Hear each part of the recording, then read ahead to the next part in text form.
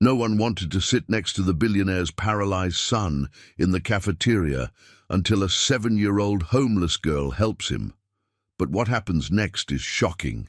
Say hi in the comments and share where you're from. Hit like and subscribe to see more emotional content like this. The cafeteria at Lincoln Elementary buzzed with activity as children lined up with their trays, but 6-year-old Nathan Turner wobbled precariously on his crutches, struggling to balance his lunch tray while keeping himself upright. His father, Richard Turner, Boston's most famous tech billionaire, had insisted on a regular school despite Nathan's condition. "Independence builds character," he'd said that morning, straightening Nathan's collar before the chauffeur drove him to school. Nathan's legs, weakened by a rare form of muscular dystrophy, trembled with each step. The other children stared but quickly looked away when he caught their eyes. An empty space appeared wherever he moved, as if his condition were contagious. "Can I sit here?" Nathan asked a group of boys. Tommy Peterson, the class ringleader, wrinkled his nose. "Sorry, these seats are taken." None of the empty chairs around him had occupants, but Nathan nodded and moved on, his knuckles white around the grips of his crutches. The cafeteria monitor, Mrs. Clarkson, watched with a troubled expression, but did nothing. The Turner family's donations had built the school's new library wing, and nobody wanted to cause trouble. Nathan approached another table, sweat beading on his forehead, his tray tilted dangerously. "Is this seat—" "My friends are coming," a girl interrupted, though she sat alone. That's when it happened. Nathan's right crutch slipped on a puddle of spilled milk. His tray flew upward, sending macaroni and cheese, green beans and chocolate milk into the air. Nathan crashed to the floor, his crutches clattering beside him. The cafeteria fell silent for one terrible moment before erupting in laughter. "Look at rich boy now," Tommy called out. Nathan's face burned with humiliation as he tried to push himself up, his weakened legs useless beneath him. Teachers rushed forward, but someone else got there first.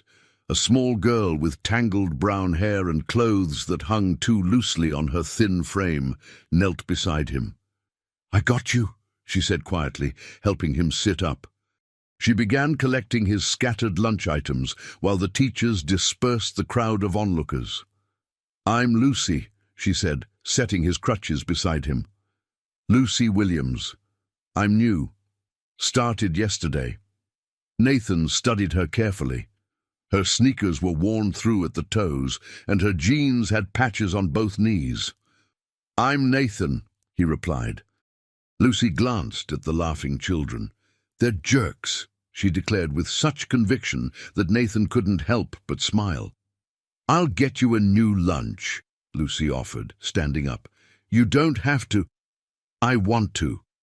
She disappeared toward the lunch line, returning moments later with a fresh tray. "Where should we sit?" Nathan pointed to an empty table in the corner. "Nobody ever sits there." "Perfect," Lucy said. "I like quiet places." From the doorway of the cafeteria, Richard Turner watched the scene unfold, his driver having called him about the incident. The billionaire had arrived expecting to find Nathan in tears, ready to pull him from the school and find another solution. Instead, he saw something unexpected, his son smiling at a scruffy little girl who had shown more kindness than all the well-dressed children combined. "Who is that child?" Richard asked Principal Morgan, who had rushed to greet him.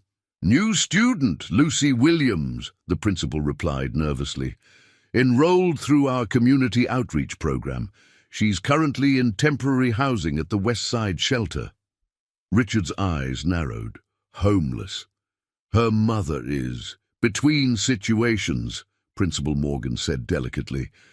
"The shelter contacted us. Education stability is crucial in these cases." Richard watched as Lucy made his son laugh, something he hadn't seen in months. Nathan's condition had worsened after his mother's death 2 years ago, as if grief had accelerated his physical decline. Doctors had warned the disease would eventually confine him to a wheelchair, but Richard had refused to accept it, pursuing every experimental treatment money could buy. Yet here was this girl, with nothing, giving Nathan something Richard's billions couldn't purchase: normalcy. "Mr. Turner," Principal Morgan prompted, "should we intervene?" Richard shook his head slowly. "No," he said, "let them be." What Richard Turner didn't know then, as he watched the unlikely pair share lunch in the corner of the cafeteria, was that this moment would change not just Lucy's life, but his own in ways he could never imagine. Lucy Williams hadn't meant to become anyone's hero.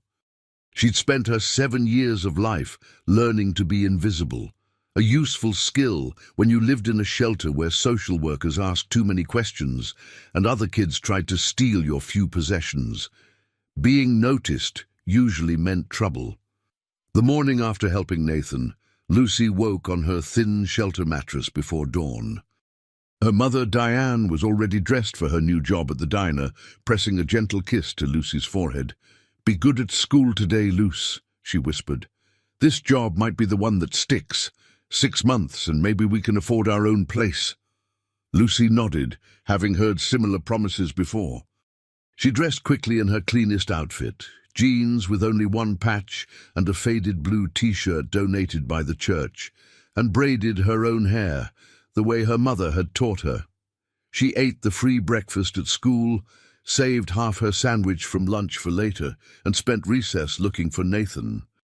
She found him sitting alone on a bench, watching other children play. "Hi," Lucy said, dropping down beside him. "Wanna play something?" Nathan looked surprised. "You still want to hang out with me?" "Why wouldn't I?" "Because." Nathan gestured to his crutches. "I can't run or play basketball or anything fun." Lucy considered this. "So what? I bet you can still win at thumb wrestling." She held out her hand, thumb raised. "Unless you're scared, I'll beat you." Nathan's competitive spirit flickered to life. Soon they were locked in an intense thumb battle, both giggling so hard they could barely continue. Neither noticed Richard Turner watching from his car across the street, a phone pressed to his ear. "I want everything you can find on Diane and Lucy Williams," he instructed his head of security. "Current situation, background, medical history, everything. And I want it by dinner." At his office downtown, Richard reviewed the information his team had gathered. Diane Williams, 32, widowed when her husband died in Afghanistan 5 years ago. Military benefits had run out. Medical bills from her late husband's PTSD treatment had bankrupted her. No family support. Currently working 3 part-time jobs while taking online classes in medical billing. Lucy, excellent student despite changing schools 4 times in 2 years. No behavioral issues. Health records showed missed vaccinations and delayed dental care. Richard frowned at the photos his security team had taken. Lucy and her mother leaving the shelter that morning. Lucy wearing the same clothes as yesterday. Her mother looking exhausted but determined. Something about the woman's dignity, despite her circumstances, reminded him of his late wife, Catherine. That evening, as Nathan prepared for bed, Richard sat on the edge of his son's custom medical bed. "How was school today?" "Good," Nathan said, arranging his stuffed animals, the last gifts from his mother, in their specific order. "Lucy and I played checkers at recess. She's really smart, Dad." "This Lucy seems nice." "She is. And she doesn't make me feel weird about my legs. She says everybody has something that's hard for them." Richard nodded thoughtfully. "Nathan, would you like to have Lucy over to play sometime?" Nathan's eyes widened. "Really? Could we have a play date this weekend?" "I'll see what I can do," Richard promised. After Nathan fell asleep, Richard made a call to West Side Shelter. The director was understandably suspicious when Richard Turner, whose name was on half the buildings in downtown Boston, asked about one specific homeless family. Richard explained his son's connection to Lucy, omitting that he'd had them investigated. "Ms. Williams works evenings at Joe's Diner, the director finally revealed. If you want to speak with her, that's where you'll find her. An hour later, Richard walked into the diner, feeling conspicuously out of place in his tailored suit. He spotted Diane Williams immediately. Her eyes matched her daughter's as she efficiently served customers while maintaining a warm smile. "Table for one, sir?" she asked when she noticed him. "Actually," Richard said, "I was hoping to speak with you. I'm Richard Turner. My son Nathan goes to school with your daughter Lucy." Recognition flashed across Diane's face, followed by wariness. "Is everything okay? Did Lucy do something wrong?" "Quite the opposite," Richard assured her. "Lucy showed extraordinary kindness to Nathan yesterday. He'd like to invite her for a playdate this weekend." Relief replaced worry on Diane's face. "That's very kind, but I work weekends, and I can't afford a sitter." "I understand," Richard said. "Would you join me for coffee after your shift? I have a proposition that might interest you." Diane studied him with guarded eyes. "Mr. Turner, I don't know what you've heard, but I don't need charity." "This isn't charity," Richard replied, though that had precisely been his initial intention. Something in her proud stance made him reconsider. "It's a business proposition, for both you and your daughter." Diane glanced at her manager, who was watching their interaction with interest. "My shift ends at 11. "I'll wait," Richard said, settling into a booth and ordering a coffee. 3 hours later, Diane slid into the seat across from him, her hair pulled back in a fresh ponytail, her waitress uniform exchanged for simple jeans and a sweater. "Mr. Turner," she began, "before you say anything, I need you to know that Lucy and I are managing. It's tough right now, but I'm working towards something better." Richard nodded. "I believe you, but I also believe in efficiency, Ms. Williams. And right now, neither of us is operating at maximum efficiency." Diane raised an eyebrow. "Excuse me? I have a son who needs a friend, and you have a daughter who's been kind to him. I need household help, and you need stable housing. I propose a solution that addresses all these issues." "What exactly are you suggesting?" Diane asked cautiously. What Richard suggested would shock both Diane and Lucy, and set in motion changes none of them could predict. "You want me to be your housekeeper?" "To be." Diane Williams stared at Richard Turner across the diner table, her coffee untouched. "And more," Richard clarified. "My household manager recently retired after 20 years. The position includes overseeing staff, managing household operations, and coordinating Nathan's care when I travel. The compensation package includes a competitive salary, health benefits, and most importantly, the guest house on my property." Diane's expression hardened. "So your son likes my daughter, and your solution is to hire me as your servant?" "Employee," Richard corrected. "A well-compensated professional with skills my household needs." "What skills? I'm a waitress with half a degree in medical billing." "You're raising a remarkably compassionate child while working multiple jobs and pursuing education.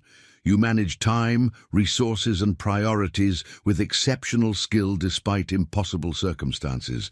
That's exactly what I need." Diane crossed her arms. "Why would you trust a stranger with your home and son?" "I don't trust easily, Ms. Williams. My security team conducted a thorough background check before I approached you." "You investigated me?" Diane's voice rose sharply.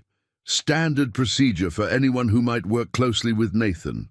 Richard's expression softened slightly. "Look, I understand your suspicion.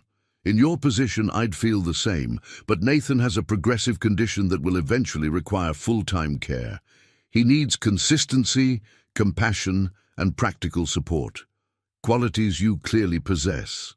"And what about Lucy? Is she part of this arrangement too?" "Lucy would be welcome in our home anytime. The guest house has 2 bedrooms and is near excellent schools, but this job offer stands regardless of whether our children remain friends." Diane studied him, weighing his words. "I'd need to see everything in writing: contract, job description, expectations. Of course, I'll have my assistant deliver it tomorrow for your review. I haven't said yes, but you haven't said no, Richard observed. Diane sighed, rubbing her temples. Mr. Turner, why me? Really? You could hire anyone with actual experience. Richard considered her question carefully. Because Nathan smiled when Lucy helped him. He hasn't smiled like that since his mother died.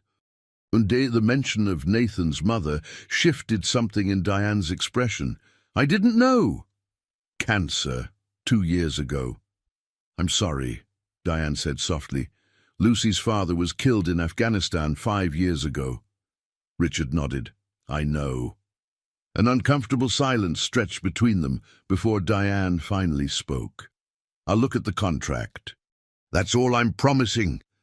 3 days later, Diane and Lucy stood at the gates of Turner Estate, their few possessions packed in 2 duffel bags. Lucy clutched her worn stuffed rabbit, wide-eyed at the sprawling mansion beyond. Mom, are we really going to live here? Lucy whispered. In the guest house, Diane corrected, pointing to a charming cottage visible through the trees, and only if the arrangement works for everyone. The gates swung open, and Richard's assistant, Meredith, greeted them with professional warmth. Mr. Turner and Nathan are eager to welcome you. Shall I show you to the guest house first, or would you prefer to meet them? Before Diane could answer, Nathan's voice called out, Lucy! He was making his way down the main house's ramp, moving carefully on his crutches, his father close behind. Lucy dropped her duffel bag and ran to meet her friend. Your house is like a castle. Nathan beamed. Wait till you see the game room. Dad got Mario Kart yesterday. He said you might like it. Richard approached Diane, extending his hand. Welcome to Turner Estate. I'm glad you decided to accept my offer. Provisionally, Diane reminded him, shaking his hand firmly. We agreed on a 1-month trial. Of course. Richard gestured toward the guest house. Would you like to see your new home? I had it renovated last week. Renovated? Diane echoed. The contract didn't mention renovations. Richard shrugged. Minor modifications. Upgraded kitchen, new furniture, better insulation, standard preparations for new staff. The minor modifications turned out to be a complete transformation. The cottage had been professionally decorated with comfortable, high-quality furnishings. Lucy's room featured a loft bed with a desk underneath, bookshelves filled with age-appropriate reading, and a small art station by the window. The kitchen gleamed with new appliances, and the bathroom had been fitted with luxury fixtures. This is too much, Diane murmured, running her hand over the smooth quartz countertop. It's appropriate for your position, Richard countered. The household manager should have accommodations that reflect their importance to the family. Lucy had already discovered the backpack on her bed. Mom, look! She pulled out school supplies, art materials, and several new outfits with tags still attached. Diane's expression tightened. Mr. Turner, a word outside, please. On the cottage porch, Diane faced Richard with determined eyes. We agreed on employment, not charity. I won't have Lucy thinking we need handouts. These aren't handouts. They're tools for the job, Richard argued. Lucy needs appropriate clothes to accompany Nathan to certain functions. The art supplies are because Nathan mentioned she likes drawing. Everything serves a purpose. And that purpose is? Efficiency, Richard stated. And Nathan's happiness. Diane studied the billionaire skeptically. Is that really all this is about? Richard's expression remained unreadable. What else would it be about? Inside the cottage, Lucy and Nathan were already deep in conversation, their friendship bridging worlds that rarely intersected. Neither child understood yet how their chance cafeteria encounter had set powerful forces in motion, forces that would soon test them all in ways none could predict. The next morning would bring the first challenge, when Lucy and Nathan arrived at school together in Richard's chauffeured car, instantly transforming Lucy's social status and exposing her to both opportunities and dangers she had never imagined. The first day Lucy arrived at Lincoln Elementary in Richard Turner's chauffeured Bentley, whispers spread through the school like wildfire. Children who had ignored her yesterday suddenly wanted to sit beside her at lunch. Teachers who had barely acknowledged her now remembered her name. Tommy Peterson, who had mocked Nathan, invited them both to his birthday party. "What happened?" Lucy asked Nathan as they sat in their usual corner of the cafeteria. "Everyone's acting weird." Nathan speared a piece of broccoli with his fork. "It's because of my dad. People always act different when they find out who he is." "That's stupid," Lucy declared. But a small part of her understood. She'd gone from wearing patched clothes to new jeans and a matching sweater, from carrying her belongings in a paper bag to having a monogrammed backpack, from invisible to suddenly very visible. In the classroom, their teacher, Ms. Winters, announced a special project. "We'll be creating family trees to learn about our heritage," she explained, passing out large poster boards. "You'll work on these at home with your families and present them next week." Lucy's stomach tightened. Her family tree had many broken branches. She knew little about her father's side. He'd been an only child whose parents had died before Lucy was born. Her mother rarely spoke about her own family, except to say they'd made their choices when they cut contact after she married a soldier against their wishes. That afternoon, when Diane picked up both children from school, part of her new duties included managing Nathan's schedule, Lucy was unusually quiet. "Everything okay, sweetie?" Diane asked, as they walked toward the car where Nathan waited with his physical therapist, who came to school 3 times weekly. "We have to make family trees," Lucy said softly. "Everyone will know we don't have much family." Diane squeezed her daughter's hand. "We have each other. That's what matters." At the Turner mansion, Richard was working from home in his study when Diane brought him tea, a small courtesy she had added to her duties after noticing he often forgot to eat or drink while working. "Thank you," he said, glancing up from his computer. "How are the children?" "Good, mostly. Lucy's worried about a family tree project." Richard frowned. Why would that worry her? "Because our tree has many empty branches," Diane explained. "My parents disowned me when I married Greg. His parents passed away years ago. There's not much to put on a poster." Richard considered this. "Nathan will have the same problem. Catherine was an only child, and my parents." He trailed off. "You don't talk about them," Diane observed. "No, I don't." Richard's tone made it clear the subject was closed. "Perhaps the children could work together. Create a chosen family tree instead of a biological one." "That's actually a wonderful idea," Diane said. "I'll suggest it to them." Later that evening, the children spread their poster boards across the game room floor. Nathan had written "Turner Williams Family" across the top, a gesture that brought unexpected tears to Diane's eyes. "Who goes in the middle?" Lucy asked, arranging photos. "All of us," Nathan decided. "You, me, your mom, my dad.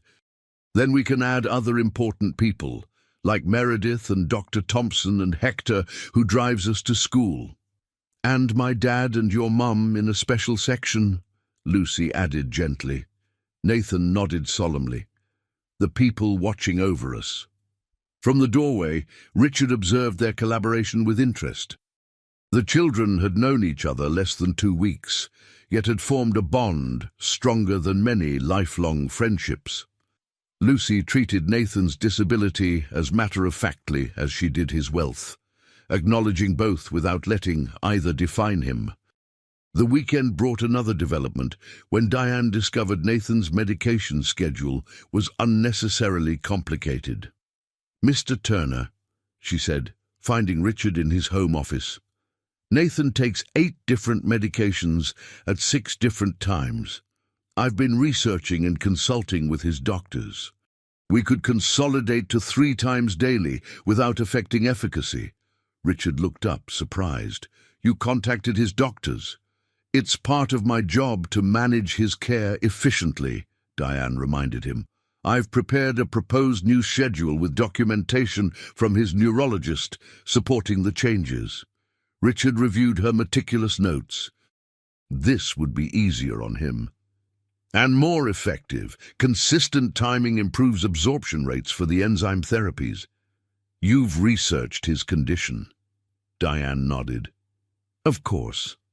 I can't properly care for Nathan without understanding what he needs. For the first time, Richard saw beyond Diane's role as Lucy's mother or his employee. Her intelligence and dedication were qualities Catherine would have admired, qualities he had overlooked in his initial assessment. That night, Richard found himself unable to sleep. He wandered to his home office, passing Nathan's room, where soft light spilled from under the door. Concerned, he peered inside. Nathan wasn't alone. Diane sat beside his bed, reading quietly from The Lion, the Witch, and the Wardrobe. Nathan's breathing machine hummed softly in the background. He had a nightmare, Diane explained when she noticed Richard. The new medication sometimes causes vivid dreams. The doctor said it should pass in a few days. You didn't need to stay with him, Richard said, though gratitude colored his tone. I know, Diane replied simply, returning to the story. Richard retreated, struck by the unexpected domesticity of the scene. In the month since Diane and Lucy had moved into the guest house, subtle changes had transformed the mansion's cold perfection. Fresh flowers appeared on tables. Home-cooked meals replaced catered dinners. Nathan's medical equipment, once hidden away when not in use, now had designated spaces that were both accessible and aesthetically integrated. The house felt lived in, like a home rather than a showcase, for the first time since Catherine's death. The following morning, Richard made a decision. He found Diane in the kitchen, preparing lunches for the children. Your trial period ends tomorrow, he began. Diane stiffened. Yes, I'm aware. I'd like to offer you a permanent position, with a salary increase and college fund for Lucy. Diane carefully placed the sandwich she was wrapping on the counter. That's very generous. It's appropriate compensation for exceptional work. And if I decline? Richard hadn't considered that possibility. Why would you decline? Diane met his gaze directly. Because something's changing here, Mr. Turner. Something beyond employer and employee. I need to know what you expect from this arrangement long term. The question hung between them, forcing Richard to confront intentions he had not fully acknowledged even to himself. Before he could respond, Nathan's voice called from the hallway. Dad! Lucy's family tree idea is amazing! You have to come see! The moment broken, Richard and Diane moved toward their children, the unanswered questions shadowing their steps. Neither realized that events were already in motion that would soon force them to define exactly what their unusual household had become and what they meant to each other. The first time Richard Turner and Diane Williams were photographed together, neither realized the significance of the moment. They were attending the Children's Hospital Fall Gala, Richard as a major donor, Diane as part of his household staff supervising Nathan, who had been asked to present an award. Lucy accompanied them because separating the children had become nearly impossible. A society photographer captured them descending the grand staircase, Richard in a tailored tuxedo, Diane elegant in a midnight blue gown borrowed from Richard's late wife's collection, at his insistence despite her protests, and the children dressed in complimentary formal wear. They looked like a family. The photo appeared in Boston's social pages the following day with the caption, "Billionaire Richard Turner debuts new family at charity gala." The article speculated about the mystery woman and the charming girl who had suddenly appeared in the reclusive widower's life. Diane tossed the newspaper onto Richard's desk. This is exactly what I was concerned about. Richard barely glanced at the headline. It's meaningless gossip. Not to Lucy. She asked if we're getting married because the newspaper said we're a family. Richard looked up, his expression unreadable. What did you tell her? The truth. That I work for you, we are not dating, and journalists sometimes make incorrect assumptions. Richard nodded, returning to his work. Good. That's settled then. But it wasn't settled. The photos circulated widely, reaching people from Diane's past, including her estranged parents, who made contact for the first time in 8 years. The call came on a Tuesday afternoon while Diane was reviewing household accounts. She didn't recognize the number, but answered professionally. Turner Residence, Diane Williams speaking. The silence that followed lasted 3 heartbeats before her mother's voice came through. Diane, is it really you? Diane's hand tightened around the phone. Mother, how did you get this number? We saw your picture in the society pages, with that billionaire and... Her mother hesitated. Is that Lucy? She's grown so much. What do you want? Diane asked, her voice carefully controlled. We'd like to see you both. Your father and I have been thinking a lot about family lately. Life is too short for estrangements. Life was long enough for you to miss 8 years of your granddaughter's life, Diane replied coldly, including the years we spent homeless after Greg died. Another pause. We didn't know things were that difficult. You never reached out. I called 17 times after Greg's funeral. You blocked my number. That was a mistake, her mother admitted. We were wrong, but we'd like to make amends. Perhaps we could visit. Meet your employer. The emphasis on the last word revealed her mother's true interest, confirming Diane's suspicions. This isn't about reconciliation. This is about Richard Turner's money. That's not fair, Diane. We genuinely want to reconnect. Goodbye, Mother. Don't call again. Diane ended the call, her hands shaking. She didn't mention the conversation to anyone, but that evening Richard found her sitting alone on the guest house porch, staring into the darkness. Problem with the household accounts? He asked, sitting beside her. Diane shook her head. Family matters. Richard waited, respecting her privacy but offering silent companionship. Finally, Diane spoke. My parents called today. They saw the newspaper photo and suddenly want to reconcile. That's good, isn't it? No, they're not interested in me or Lucy. They're interested in our connection to you. Richard understood immediately. Ah, the Turner fortune. Exactly. After rejecting us for years, suddenly we're worth acknowledging. Richard contemplated this. People are predictably disappointing. Not all people, Diane said softly. Lucy never disappoints me. Nathan never disappoints you. They're children. Give them time. The cynicism in his tone made Diane turn toward him. Is that really what you believe? That everyone eventually disappoints you?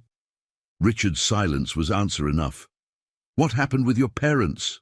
Diane asked, venturing into territory she had carefully avoided. For a moment she thought he wouldn't answer. Then, my father was a gambling addict. He lost everything when I was 15. Our house, college funds, even my mother's wedding ring. When I made my first million at 23, he reappeared with investment opportunities. When I refused, he sold stories about me to tabloids. And your mother? Chose him, every time. Richard's voice held old pain. She's still with him, somewhere in Florida. They send Christmas cards to Nathan every year, signed Grandma and Grandpa Turner. I return them unopened. I'm sorry, Diane said. Family should be better than that. Blood doesn't guarantee loyalty. Actions do. Richard stood, clearly uncomfortable with having revealed so much. It's getting late. Richard, Diane said, stopping him. It was the first time she had used his first name. Thank you for telling me. He nodded once before walking back to the main house, leaving Diane to wonder at the complex man behind the billionaire facade. The following week brought the school's annual father-daughter dance. Lucy hadn't mentioned it, but Diane found the flyer crumpled in her backpack while doing laundry. That evening, she knocked on Richard's office door. Do you have a moment? Richard gestured to the chair across from his desk. What's on your mind? There's a father-daughter dance at school next Friday. Lucy hasn't mentioned it, but I know she's aware of it. Ah, Richard considered this. Would she like me to take her? It wouldn't be inappropriate given our household arrangement. The offer touched Diane unexpectedly. That's very kind, but actually I had another idea. Nathan mentioned wanting to attend the mother-son event in the spring, and I thought perhaps I could accompany him. As a reciprocal arrangement, Richard concluded. Exactly. The children have formed their own kind of family unit. Perhaps we could support that while acknowledging their losses. Richard studied her thoughtfully. It's an elegant solution, but are you comfortable with the implications? What implications? That we're creating substitutes for their missing parents. Diane hadn't considered this perspective. I'm not trying to replace Catherine. And I'm not trying to replace Greg, Richard assured her, but others will make assumptions. Let them, Diane said with surprising firmness. What matters is what helps the children. Richard nodded slowly. I'll speak with Lucy tomorrow. If she's comfortable with the idea, I'd be honored to escort her. The night of the dance, Lucy emerged from her room in a pale pink dress, her hair carefully styled by Diane. She looked nervous but excited as Richard waited in the guest-house living room, a small corsage in hand. You look beautiful, Lucy, he said formally, kneeling to her level. Would you do me the honor of wearing this tonight? Lucy's eyes widened at the delicate flowers. It's so pretty. As Richard carefully secured the corsage around her wrist, Lucy looked up at him. I know you're not my real dad, she said with characteristic directness, but I'm glad you're my pretend dad for tonight. Something shifted in Richard's expression, a softening around the eyes, a slight catch in his breath. I'm glad too, Lucy. From across the room, Diane watched the interaction with a complicated emotion she wasn't ready to name. Nathan, sitting beside her on the couch, reached for her hand. We're kind of like a family now, aren't we? He asked. Diane squeezed his hand gently. We're something special, she agreed, something of our own making. No. What none of them realized was that their carefully constructed arrangement was about to face its greatest test, one that would force them to decide what their unconventional household truly meant, and what they were willing to risk to preserve it. The crisis began with a phone call from Richard's lawyer on a crisp October morning, 6 months after Lucy and Diane had moved into the guest house. Richard was in New York for business meetings, and Diane was overseeing breakfast before school when her phone rang. Miss Williams, this is Harold Griffith, Mr. Turner's attorney. Is Richard available? He's in New York until tomorrow, Diane replied, signaling Nathan to finish his eggs. Can I take a message? A pause. This is sensitive. Catherine's parents have filed for custody of Nathan. Diane nearly dropped the phone. What? Why now? They're claiming the current arrangement is morally unsuitable for their grandson. They have photos of the children sharing a bedroom during your recent Hamptons trip. They were watching a movie and fell asleep, Diane protested. Nothing inappropriate. I understand, Harold interrupted. But they're painting a picture of an unsuitable living arrangement with unrelated children in close proximity and Richard frequently traveling. They also claim Nathan's medical care is being managed by an unqualified person. Diane's free hand curled into a fist. I've consulted with every specialist and implemented the exact protocols they recommended. I know, but the Crawfords have resources and determination. They never approved of Richard's business focus after Catherine's death, and they've been looking for leverage. This unusual household situation has given them ammunition. Have you reached Richard? Not yet. His assistant says he's in meetings all day. I'll contact him, Diane promised. What should we do in the meantime? Proceed normally. Don't discuss this with Nathan. And Ms. Williams, document everything. Nathan's care, routines, educational progress will need evidence of stability. After hanging up, Diane stood frozen in the kitchen until Lucy tugged her sleeve. "Mom, we'll be late for school." Diane forced a smile. "Right, let's go." Throughout the school drop-off, Diane's mind raced. She had never met Catherine's parents. Richard rarely mentioned them, except to say they blamed him for not seeking experimental treatment sooner, when Catherine first fell ill. Back at the house, Diane tried Richard's private line repeatedly before leaving a voicemail. "Richard, it's urgent. Please call me as soon as possible." By evening, with still no word from Richard, Diane's worry had grown. Nathan asked twice why she kept checking her phone. Lucy, perceptive as always, sensed something was wrong and stayed close to her mother. Just after the children's bedtime, the security system announced a car at the gate. Diane rushed to the monitors, expecting to see Richard's vehicle. Instead, an unfamiliar luxury sedan appeared on the screen. The guard's voice came through the intercom. "Ms. Williams, there's a Mr. and Mrs. Crawford requesting entry. They say they're Nathan's grandparents." Diane's heart raced. Did they have an appointment? "No, ma'am. They're insisting on seeing Nathan immediately. Tell them Mr. Turner is away and visitors require appointments. Nathan is already asleep." Through the monitor, Diane watched an elegant silver-haired woman emerge from the car, gesturing angrily. A moment later, the guard's voice returned. "Ma'am, they're threatening to call the police if they're not allowed to see their grandson." Diane made a split-second decision. "Let them approach the main house. I'll meet them at the door." She quickly checked that both children were asleep, then steeled herself in the foyer. When the doorbell rang, she opened it to face a distinguished couple in their 70s. The resemblance between the woman and photos Diane had seen of Catherine was unmistakable. "Good evening, Mr. and Mrs. Crawford. I'm Diane Williams, the household manager." "We know who you are," Mrs. Crawford said coldly. "Where is our grandson?" "Nathan is asleep. He has physical therapy early tomorrow, and his routine is medically important." Mr. Crawford stepped forward. "We have a right to see him. We're his grandparents." "Of course you do, with proper arrangements. Mr. Turner returns tomorrow." "I suggest we don't need Richard's permission," Mrs. Crawford interrupted. "We have concerns about Nathan's care, and we've already involved the courts." Diane maintained her composure. "I understand. However, disrupting Nathan's sleep would contravene his doctor's orders. I have detailed records of his care protocols if you'd like to review them." Records kept by a former homeless woman with no medical qualifications," Mrs. Crawford scoffed. The deliberate cruelty of the comment revealed their strategy. They had investigated Diane thoroughly.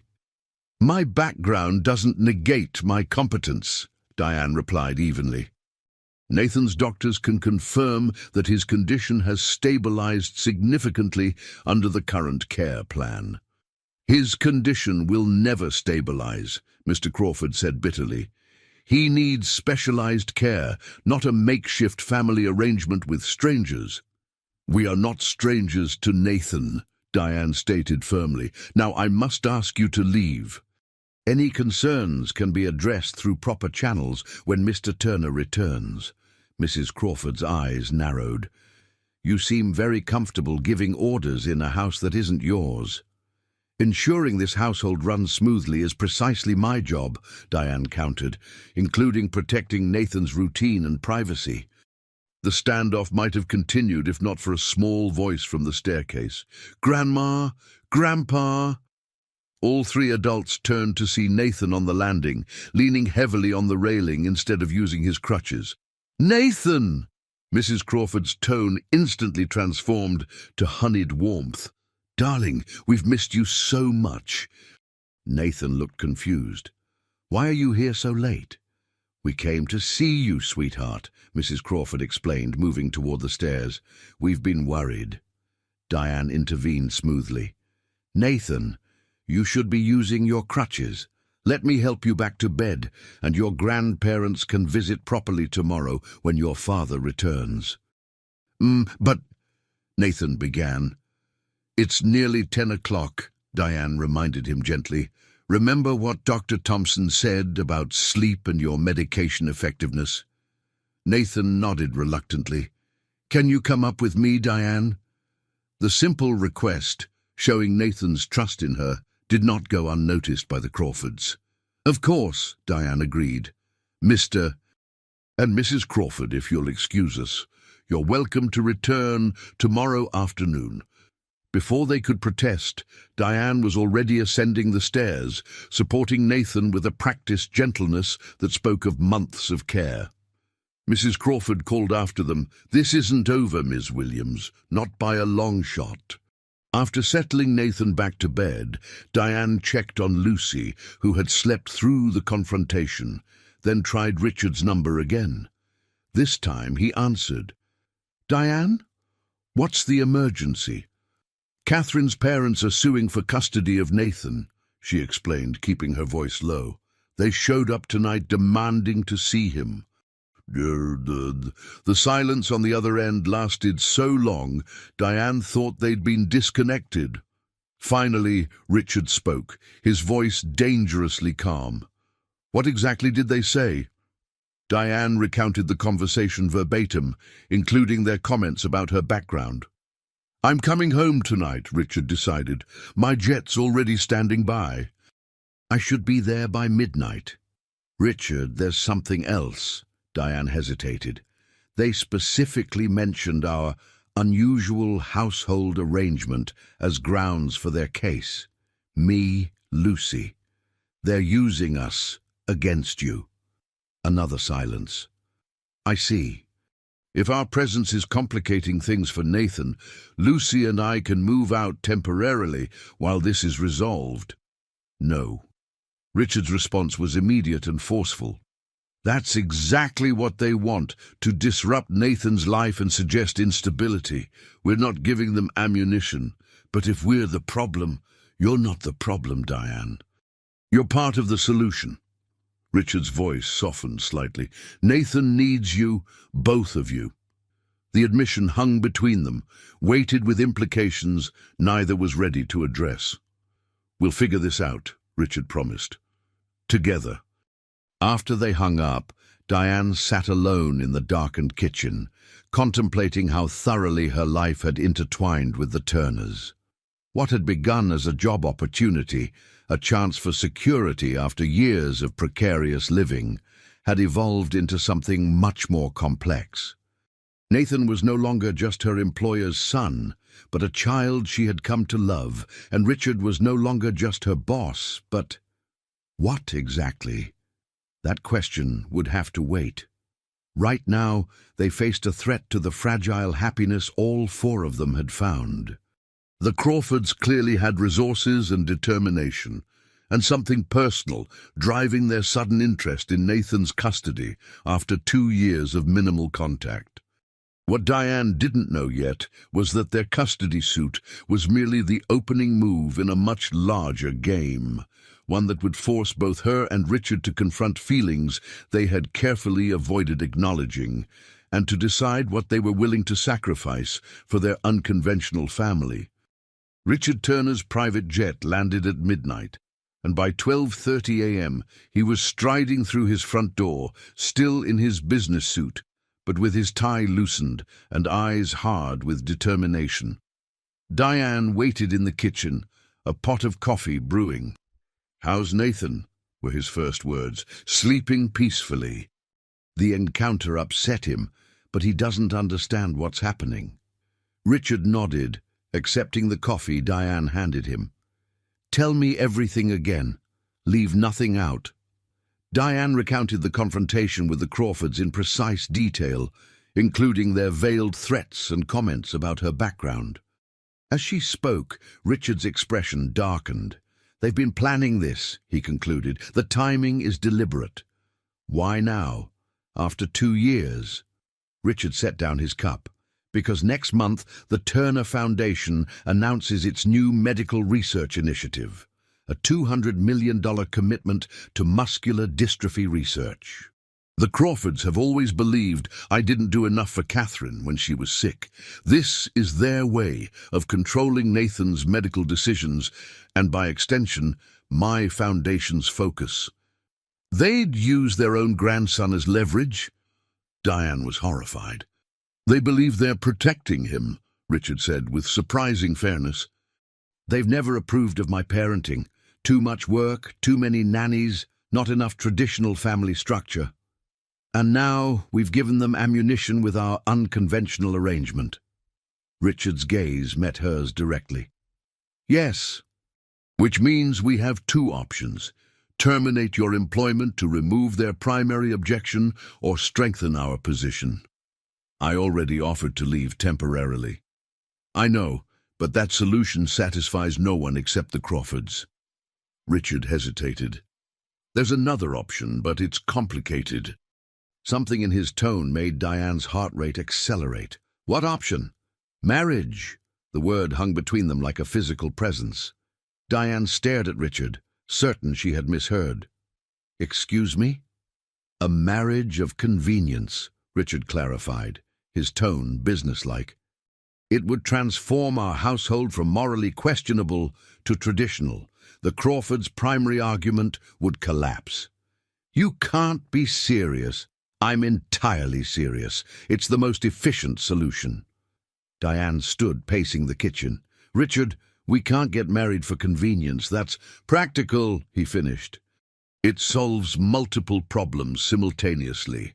Nathan keeps his stable home environment. Lucy continues her education at Lincoln. You gain legal standing regarding Nathan's care. I retain custody of my son. And what happens when this custody battle ends? We just divorce? Richard hesitated. We could include provisions for that eventuality. You're talking about our lives, our children's lives, like a business merger, because emotions complicate things unnecessarily. Emotions are the whole point, Diane exclaimed. Marriage is about love and commitment, not legal strategy. Richard's expression remained impassive. Many marriages throughout history were strategic alliances. In the Middle Ages, this is 2025, Richard. Consider it logically. No, Diane interrupted firmly. I won't marry anyone for convenience, not even you, especially not you. Something flickered in Richard's eyes. Especially not me? Should I be offended? You should understand that I won't teach Lucy that marriage is a business arrangement. She deserves better.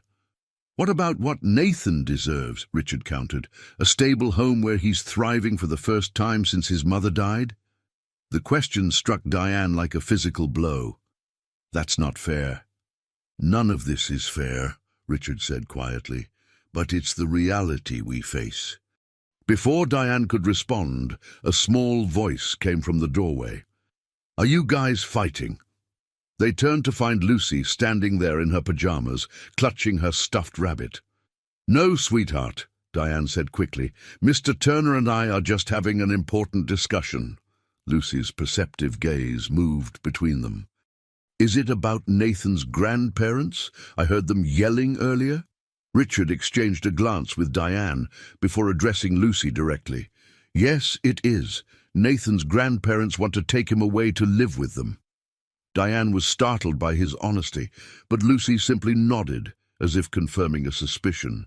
Because they don't like us living here. That's part of it, Richard acknowledged. Can they really take him away? Lucy asked, her voice small. Richard hesitated. They're trying to, but I won't let that happen. Good, Lucy said firmly, because Nathan needs us. He told me his grandparents' house has lots of stairs and no ramps. And they don't know how to help him with his breathing machine. Diane and Richard exchanged surprised looks. The children had clearly discussed more than they realized. Lucy, Diane said gently, it's very late. Let's get you back to bed. Can I sleep in Nathan's room tonight? Lucy asked. In the chair. Just to make sure his grandparents don't come back. The innocent request revealed how much the evening's events had unsettled her. Diane looked to Richard, who nodded almost imperceptibly. Just for tonight. Diane agreed. "Let me get you a blanket." After settling Lucy in the comfortable chair beside Nathan's bed, Diane returned to find Richard staring out the kitchen window toward the guest house. "She wants to protect him," Richard observed. "They protect each other," Diane corrected. "It's been that way since the first day in the cafeteria." Richard turned to face her. "I apologize for suggesting marriage so abruptly. It was insensitive. It was logical," Diane conceded, "just not right." "Then what is right? Because the Crawfords will be back tomorrow with their lawyers, and we need a strategy." Diane considered this carefully. "We fight them honestly. Show that Nathan is thriving in this environment, unconventional as it may be. His doctors can confirm his improved condition. His teachers can verify his academic and social progress. We don't need to pretend to be something we're not." "And what are we, exactly?" Richard asked quietly. The question caught Diane off guard. "We're a household. A support system for two children who needed each other. Is that all?" Something in his tone made Diane look at him more carefully. For the first time, she saw uncertainty in Richard Turner's expression, a vulnerability the billionaire rarely displayed. "Richard, what are you asking me?" Before he could answer, his phone rang. He checked the screen, and his expression hardened. "It's Harold. The Crawfords must have called him too." The moment broken, Richard answered the call, and their conversation shifted back to legal strategies and preparation for tomorrow's confrontation.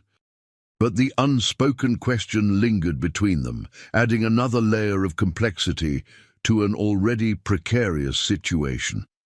Neither of them noticed Lucy watching from the shadows of the hallway, her young mind absorbing far more than they realized, and forming a plan of her own.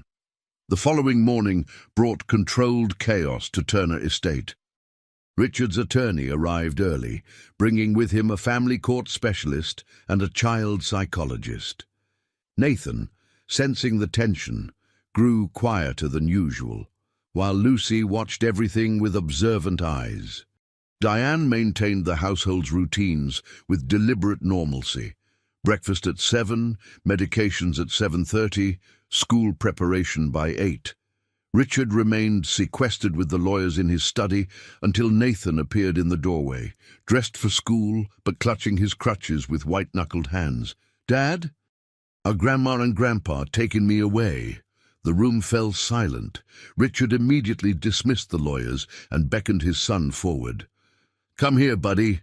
Nathan navigated carefully to his father's side. Richard lifted him onto his lap, something he did less frequently now that Nathan was getting bigger, but which still provided the boy immense comfort. "Your grandparents want you to live with them," Richard explained honestly. "But I don't think that's what's best for you." "What do you think?" Nathan's brow furrowed in concentration. "I want to stay here with you and Diane and Lucy. Then that's what we'll fight for. But Grandma said you're always working and don't have time for me." Richard winced at the direct hit. "I work a lot," he acknowledged. "That's true, but I'm trying to do better, aren't I?" Nathan nodded. "Since Lucy and Diane came, you have dinner with us almost every night, and you came to my therapy session last week." "That's right, and I'm going to keep working on being here more." Richard hesitated. "Nathan, do you feel safe and happy here?" "Yes," Nathan answered without hesitation. "Lucy is my best friend. Diane knows exactly how to help when my legs hurt, and you're my dad." The simple declaration contained everything that mattered. Richard hugged his son tightly. "Then that's what I'll tell the judge. Now, you should get to school. Hector is waiting." After Nathan left for school, with Lucy protectively by his side, Richard rejoined the lawyers. "Nathan stays here," he stated flatly, "whatever it takes." Harold Griffith, Richard's longtime attorney, looked troubled. "Richard, the Crawfords have considerable influence. Judge Montgomery handled Catherine's estate matters and is sympathetic to them. They're painting Ms. Williams as an opportunist who's using her daughter to integrate herself into your household. That's absurd, Richard snapped. Diane is the most qualified household manager we've ever had. Nathan's doctors confirm his condition has stabilized under her care regimen. Which brings us to another issue, the family court specialist interjected. The Crawfords are questioning Ms. Williams' qualifications to manage Nathan's medical needs. They've submitted a statement from Dr. Franklin at Massachusetts General, suggesting Nathan should be under specialized care. Franklin? Richard frowned. He hasn't treated Nathan in over a year. We switched to Dr. Thompson's integrated therapy approach on recommendation from the Cleveland Clinic. Nevertheless, it raises questions about medical decision-making. The Crawfords are arguing that you've delegated critical care decisions to an unqualified employee. Richard's patience evaporated. Enough. I want a statement from every member of Nathan's current medical team. I want his teachers to provide progress reports. I want testimony from his physical therapists about his improvements. And I want all of it by this afternoon's hearing. Richard, Harold said carefully, there's still the matter of the unusual living arrangement. The Crawfords will emphasize that you've essentially created a pseudo-family without the stability of legal bonds. The stability is there, Richard insisted. The legal definition is irrelevant. Not to family court, the specialist countered. Traditional family structures still carry significant weight. Richard's jaw tightened. Then we demonstrate that our non-traditional arrangement provides better outcomes for Nathan than their traditional one would. The attorneys exchanged skeptical glances but didn't argue further. At noon, Richard found Diane in the kitchen, preparing lunch for the afternoon's return from school. She looked up when he entered, her expression questioning. The hearing is at 3, he informed her. The Crawfords' attorneys have requested that both Nathan and Lucy be interviewed by the court-appointed guardian ad litem. Diane set down the knife she'd been using. They're dragging Lucy into this. They're suggesting her presence in Nathan's life is problematic due to the lack of formal relationship between us, meaning you and me. Diane's eyes flashed. Lucy has been nothing but positive for Nathan. She's the first real friend he's ever had. I know that. But the Crawfords are painting a different picture, suggesting inappropriate closeness, unclear boundaries, and potential confusion about family roles. That's ridiculous. The children understand our arrangement perfectly. Richard hesitated. Do they? Last night, Lucy asked to protect Nathan from his grandparents. That suggests she feels a responsibility beyond friendship. Because she cares about him, Diane countered. That's human connection, not confusion. I agree, but in court these distinctions matter. Richard ran a hand through his hair, a rare gesture of frustration. Diane, I need to ask you something, and I need an honest answer. Something in his tone made her pause. Of course. If the court rules in the Crawfords' favor, would you and Lucy go with Nathan? If I arranged positions for you in the Crawfords' household? The question caught Diane completely off guard. You'd send us to work for the people trying to take your son. If it meant Nathan kept the support system he needs, yes. Richard's voice was strained. I'd do anything to maintain his stability and happiness. Diane studied him with new understanding. This wasn't the calculating businessman speaking, but a father desperate to protect his child. Yes, she said finally. If that's what Nathan needed, we would go. But Richard, it won't come to that. We're going to win this. Before Richard could respond, his phone chimed with a message. He checked it, his expression darkening. The Crawfords are at the school, attempting to remove Nathan early for a family lunch before the hearing. Can they do that? No. I've already called the principal. Security is escorting them off campus. Richard grabbed his keys. I'm going there now. I'm coming with you, Diane said, already reaching for her coat. The drive to Lincoln Elementary took place in tense silence. When they arrived, they found the Crawfords' luxury sedan still in the parking lot and Principal Morgan waiting anxiously at the entrance. "Mr. Turner, Miss Williams," she greeted them. "The situation is under control. Nathan and Lucy are in my office. The Crawfords are with our security officer." Inside the principal's office, they found Nathan and Lucy sitting close together, both looking frightened. Lucy had her arm protectively around Nathan's shoulders. "Dad!"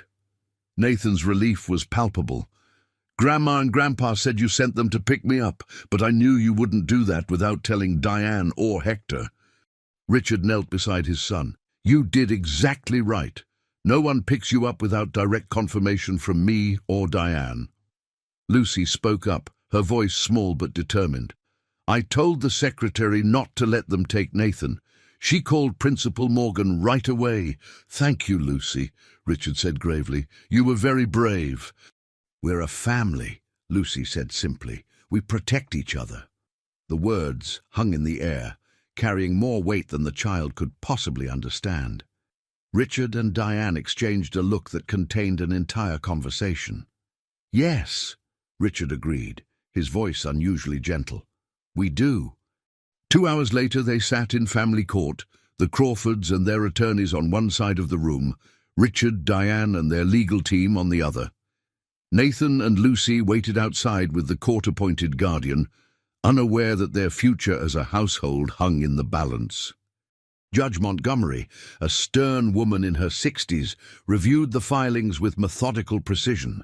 "This is an unusual case," she noted. "Grandparents seeking custody from a fit parent typically face significant hurdles. Mr. and Mrs. Crawford, your petition hinges largely on the claim that Mr. Turner has created an inappropriate living environment." "Could you elaborate?"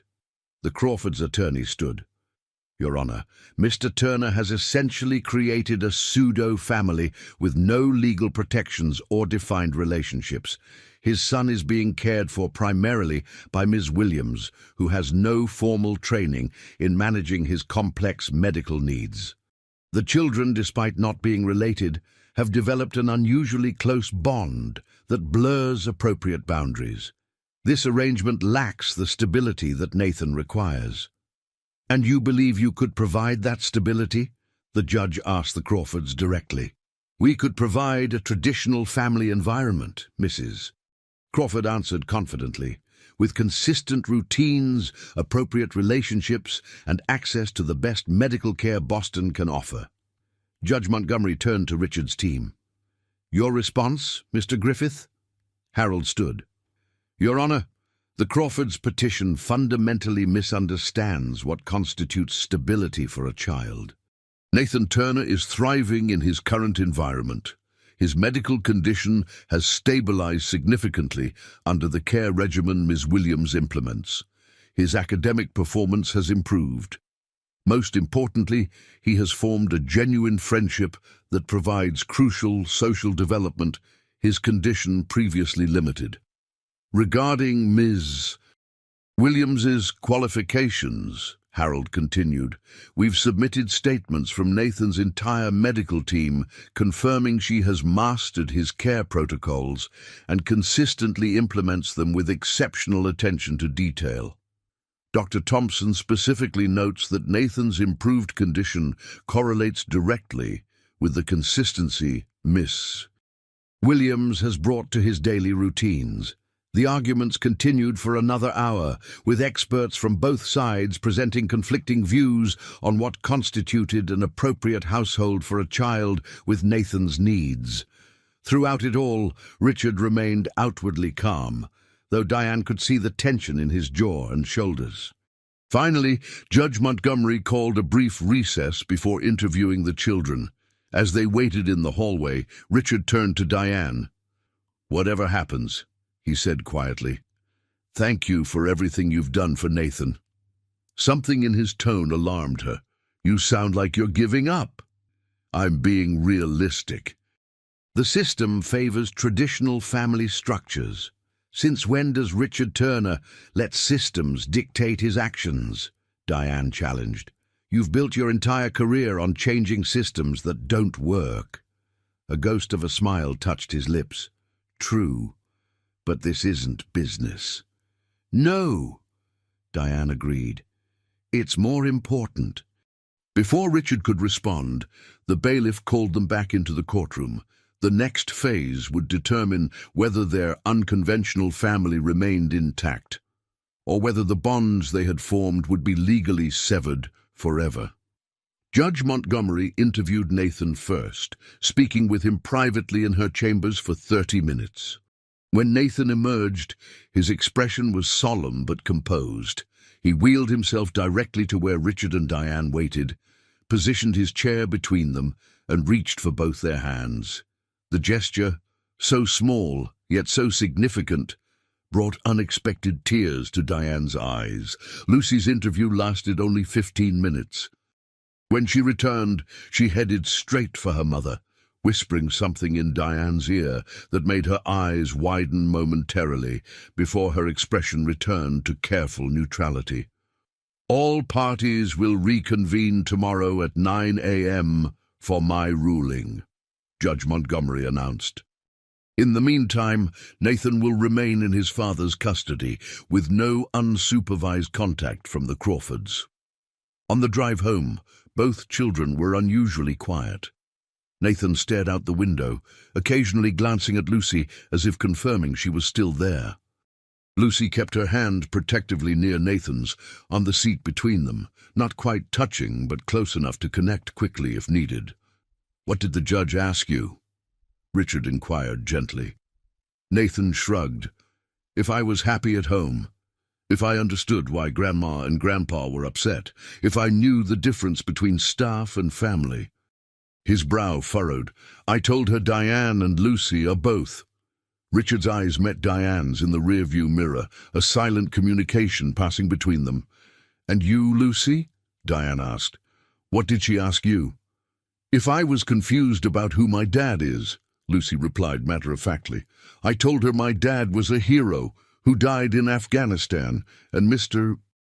Turner is Nathan's dad, who gives us a place to live because he's nice, and Nathan needs me." The directness of children, Diane thought, could sometimes cut through complications adults created. Back at the house, Diane focused on maintaining routine. Dinner at 6, homework review at 7, Nathan's evening physical therapy at 7:30. If tomorrow's ruling went against them, she wanted the children's last evening in this arrangement to feel normal. After the children were asleep, Diane found Richard in his study, working despite the late hour. "You should rest," she suggested from the doorway. "Tomorrow will be difficult regardless of the outcome." Richard looked up, his eyes tired. "I'm reviewing options if we lose. Private schools in Switzerland, relocating to our London house. The Crawfords' influence doesn't extend internationally." "You'd leave the country?" Diane was stunned. "If necessary. Nathan's welfare comes first." "What about your company, the foundation?" "I can run Turner Industries from anywhere. The Foundation's Muscular Dystrophy Initiative launches next month, regardless of where I am." Richard set down his pen. "The question is whether you and Lucy would come with us." The offer hung between them, fraught with implications neither was ready to fully address. "Richard," Diane began carefully, "we need to talk about what happens after tomorrow, whatever the ruling." "Meaning?" "Meaning this arrangement was always temporary, a 1-month trial that extended to 6 months. At some point, we need to define what this is, for the children's sake and our own." Richard's expression became guarded. "What do you think it is?" Diane took a deep breath. "I think it started as a job, then it became a friendship of sorts. And now I don't know what to call it, but it's more than either of those things." "Is that a problem?"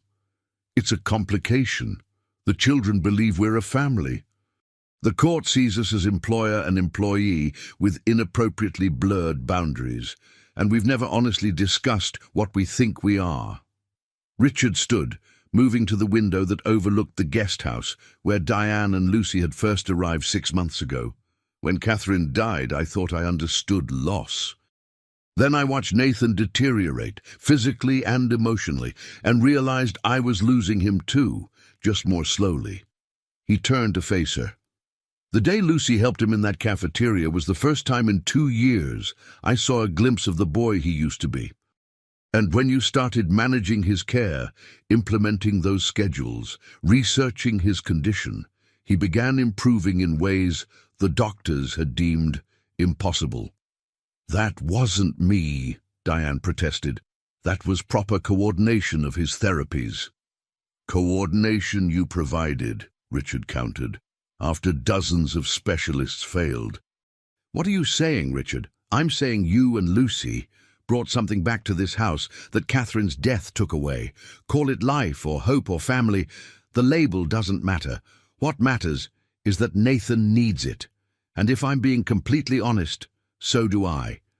The admission from a man who rarely acknowledged emotional needs left Diane momentarily speechless. "Lucy feels the same about you and Nathan," she finally said. "Before we came here, it was just the two of us against everything. Now she has stability, friendship, and a male figure who treats her with respect."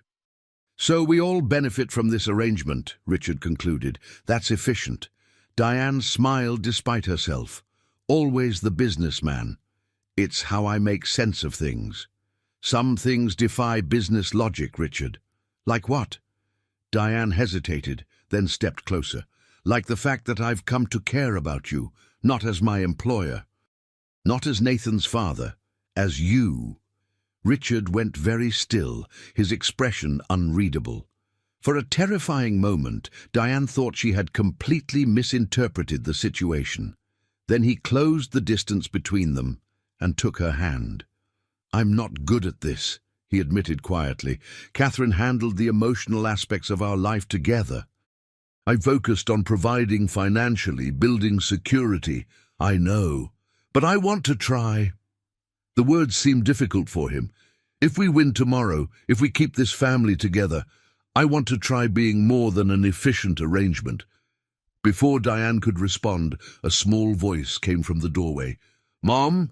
Mr. Turner?" They turned to find Lucy in her pajamas, looking troubled. "What is it, sweetheart?" Diane asked, stepping away from Richard. "Another bad dream?" Lucy shook her head. "I need to tell you something important, something I told the judge today." Richard and Diane exchanged concerned glances. "What did you tell her?" Richard asked. Lucy took a deep breath.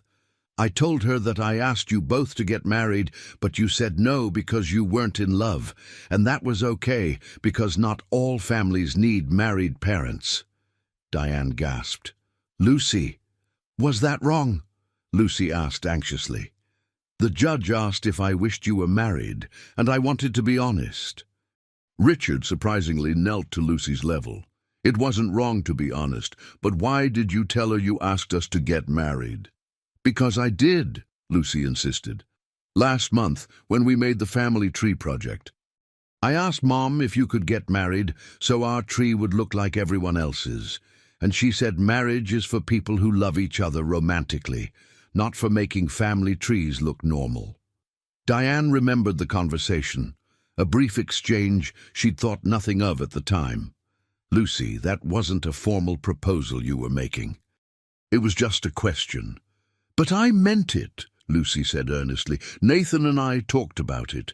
We think you should get married because you look at each other the way people in movies do when they're in love, but don't know it yet." Richard made a strange choking sound that might have been suppressed laughter. "Out of the mouths of babes," he murmured. "Did I make things worse?" Lucy asked, her confidence faltering. "No, sweetheart," Diane assured her, pulling her daughter close. "You were honest, and that's always right. Now back to bed. Tomorrow's an important day." After Lucy returned to her room, Richard and Diane stood in awkward silence, the child's innocent revelation hanging between them. "Kids and their imaginations," Diane finally said weakly. Richard's eyes held hers. "Is that all it is? Imagination?" The question demanded honesty Diane wasn't sure she was ready to give. Before she could formulate a response, Richard's phone rang, his attorney with last-minute case details. The moment broken, they retreated to safer ground, discussing practical matters for tomorrow's hearing. But Lucy's words had changed something fundamental between them, acknowledging feelings they had carefully avoided examining.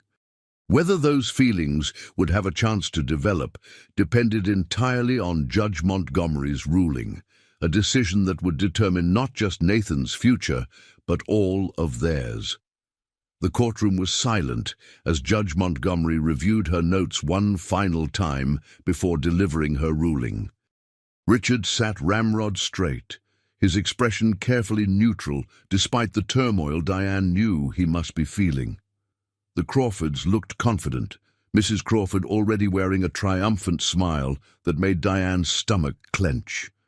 "In the matter of custody for Nathan Turner," Judge Montgomery began, "I have carefully considered all testimony, including interviews with the minor children involved and expert opinions regarding Nathan's medical needs."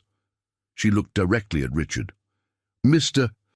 Turner, while your dedication to your son's welfare is evident, the court must consider whether the current household arrangement serves his best interests. The unconventional nature of your domestic situation raises legitimate questions about stability and appropriate boundaries." Richard's jaw tightened almost imperceptibly. Diane fought the urge to reach for his hand. "Mr. and Mrs. Crawford," the judge continued, turning to Nathan's grandparents, "your concern for your grandson is commendable.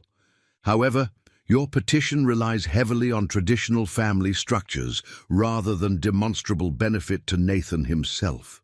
The Crawfords' smiles faltered slightly. "This court's primary consideration must be Nathan's welfare, physical, emotional, and developmental. The evidence shows that Nathan's medical condition has stabilized significantly in the past 6 months, coinciding precisely with the current household arrangement. His academic performance has improved.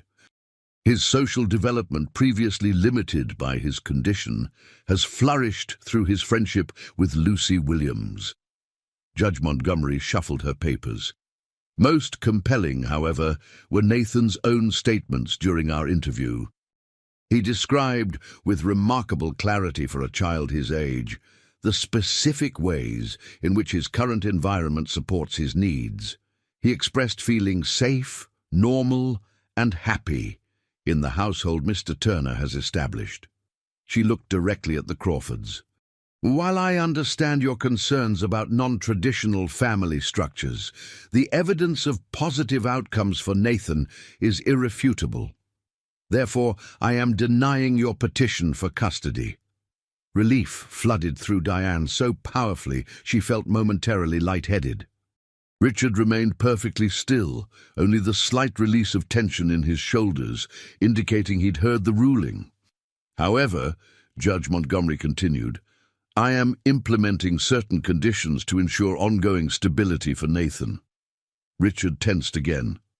"First, Ms. Williams's position as household manager must be formalized with appropriate credentialing in pediatric care management. Second, clear boundaries regarding medical decision-making must be established, with Mr. Turner maintaining primary authority while delegating day-to-day implementation to Ms. Williams. Third, quarterly reviews of Nathan's progress will be submitted to this court for the next year to ensure continued positive development." The judge looked directly at Richard. "Mr. Turner, while I am ruling in your favor today, I strongly encourage you to consider formalizing the relationships in your household in some legal manner, be it through permanent employment contracts with appropriate benefits for Ms. Williams and educational trusts for Lucy, or through other legal arrangements that provide long-term security for all involved." With that, Judge Montgomery closed her folder. "This matter is concluded. Court is adjourned." The Crawfords immediately huddled with their attorneys, Mrs. Crawford dabbing at tears with an embroidered handkerchief. Richard turned to Diane, his expression a complex mix of relief and something deeper she couldn't quite identify. "We won," he said simply. "We did," Diane agreed, surprised by the emotion tightening her throat. The children will be thrilled." Richard's attorney approached with congratulations and details about implementing the court's conditions. By the time they finished discussing logistics, the Crawfords had departed and the courtroom was nearly empty. As they walked to the car, Richard seemed lost in thought. "The judge was right," he finally said. "About what specifically?" "About formalizing arrangements, providing security." He stopped walking, turning to face her directly. "Diane, last night we were interrupted before I could respond to what you said." Diane felt her cheeks warm at the memory. "Richard, you don't need to." "I do need to," he insisted. "Because I've spent 6 months treating this like a business arrangement when it became something else long ago. The truth is, I care about you too. Not as an employee, not as Lucy's mother, as you." The admission, delivered in the same straightforward tone Richard might use to announce quarterly earnings, nevertheless sent Diane's heart racing. "Richard, we just went through an emotional custody battle. This isn't the time for life-changing declarations." "When is the time, then? Next week? Next month? Another crisis?" Richard shook his head. "I've spent 2 years since Catherine died, focusing on Nathan's physical needs while neglecting his emotional ones. I won't make the same mistake with my own feelings." Before Diane could respond, Richard's phone rang, the school calling. Nathan had fallen during physical education and needed to be picked up. The personal conversation was once again postponed as they shifted back into their roles as Nathan's caretakers. At the school, they found Nathan in the nurse's office with a sprained ankle and wounded pride. Lucy sat beside him, holding an ice pack to his ankle, while recounting a fantastical story about a warrior with magic crutches, clearly trying to distract him from the pain. "Dad! Diane!" Nathan looked up anxiously. "Did you win? Do I get to stay home?" We won," Richard confirmed, kneeling beside his son. "Everything stays just as it is." The relief on both children's faces was palpable.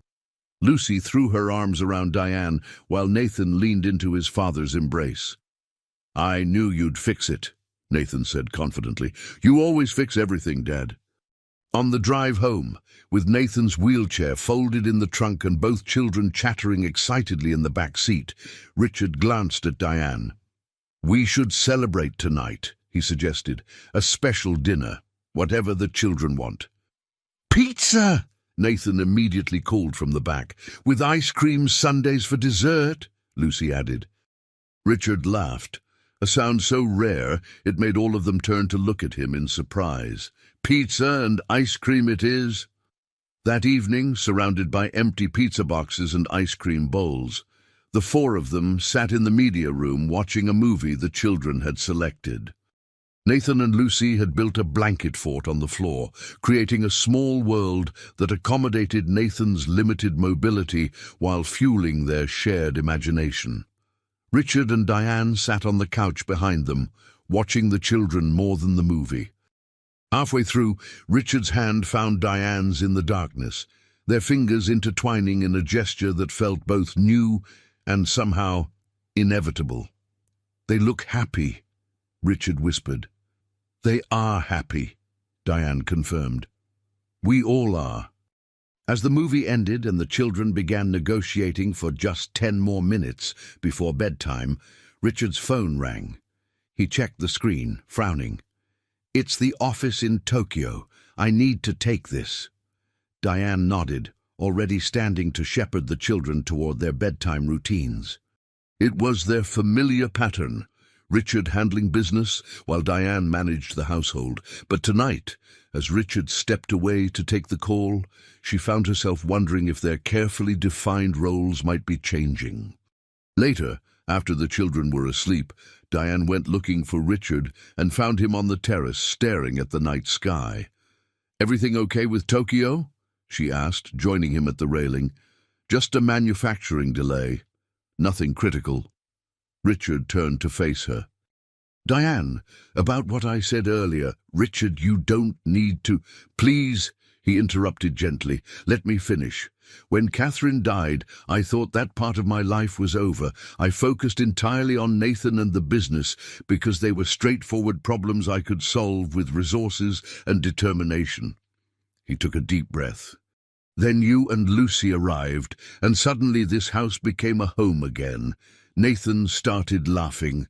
I found myself looking forward to dinner conversations and weekend activities.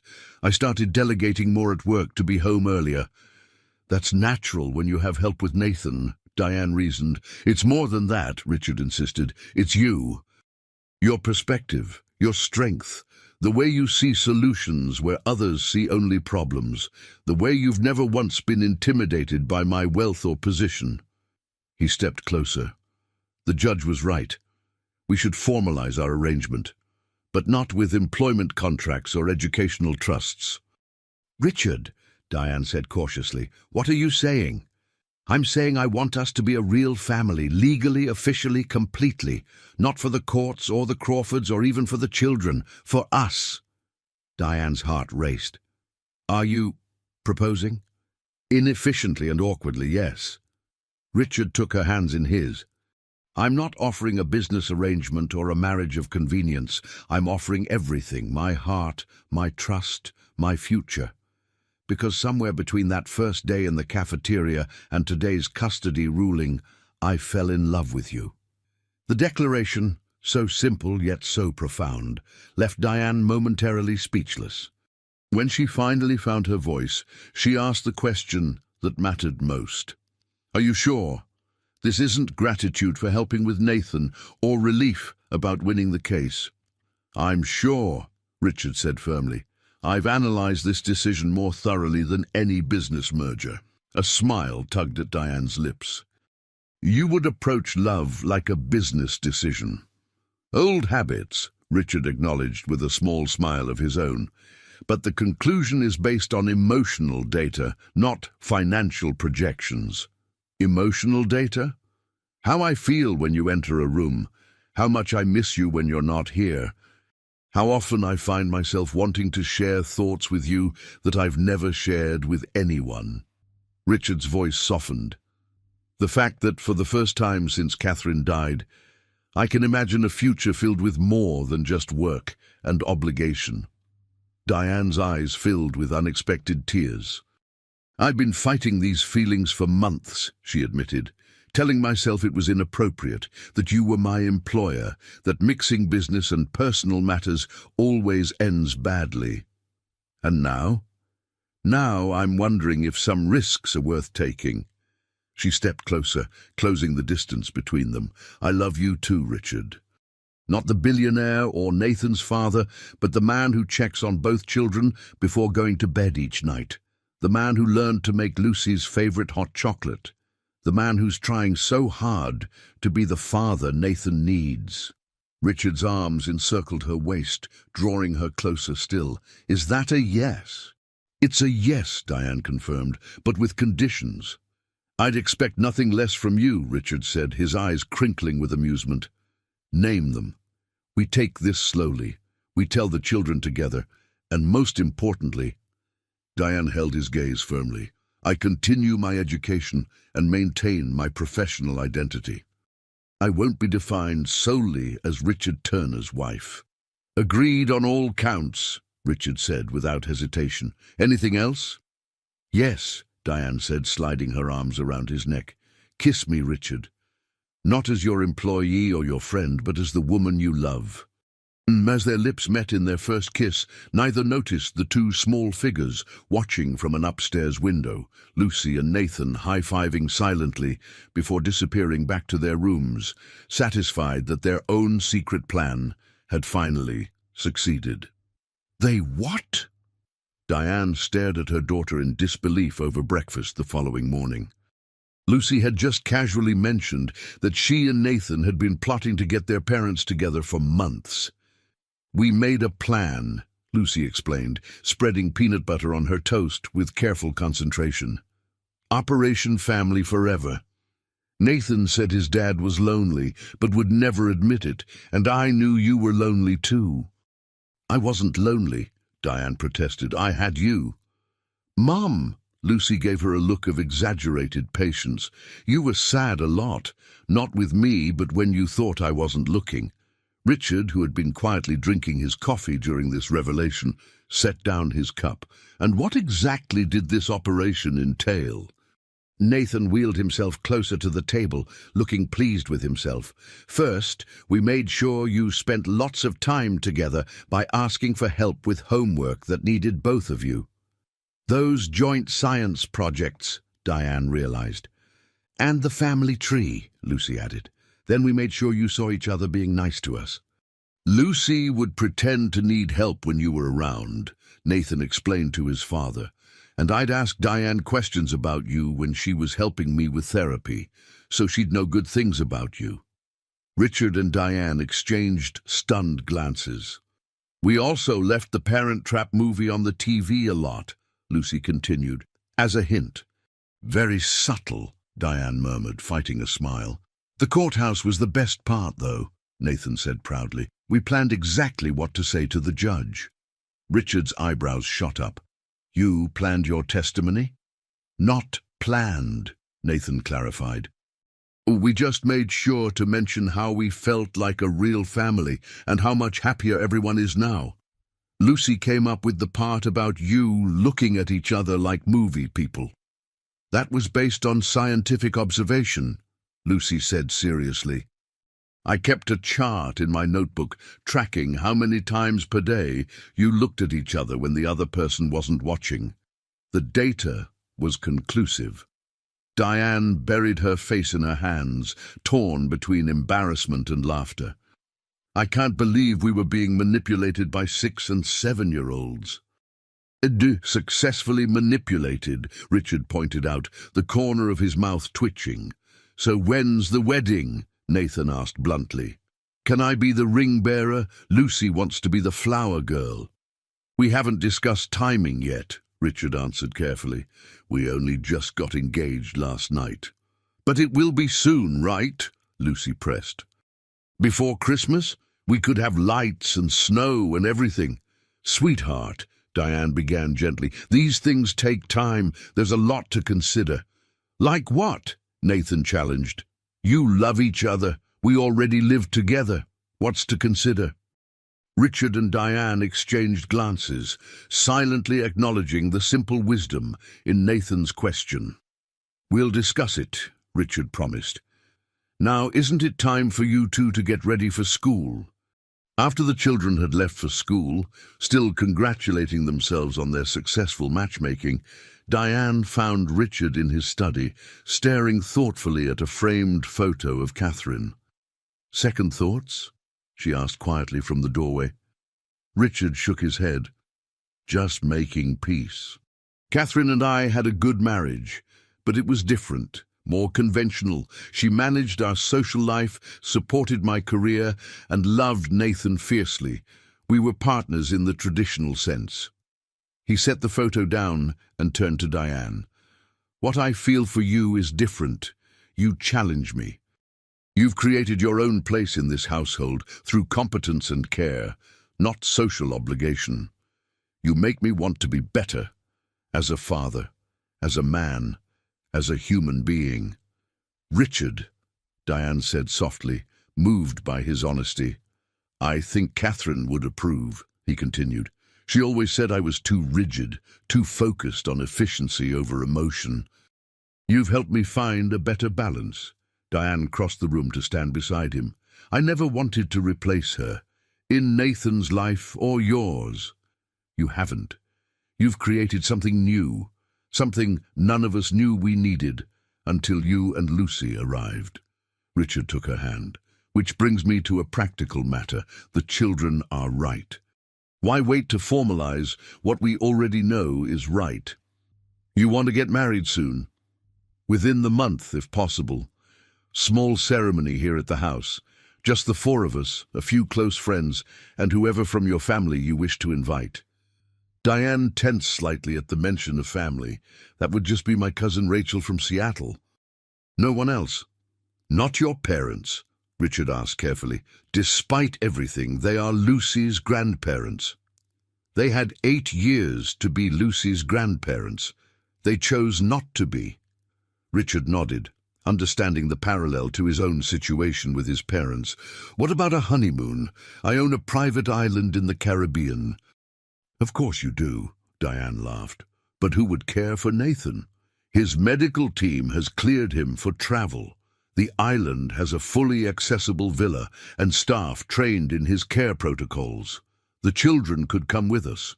We'll make it a family trip. Vrain, the idea of a family vacation, something Diane and Lucy had never experienced, was both thrilling and slightly overwhelming. You make everything sound so simple. Some things are simple, Richard insisted. Loving you is.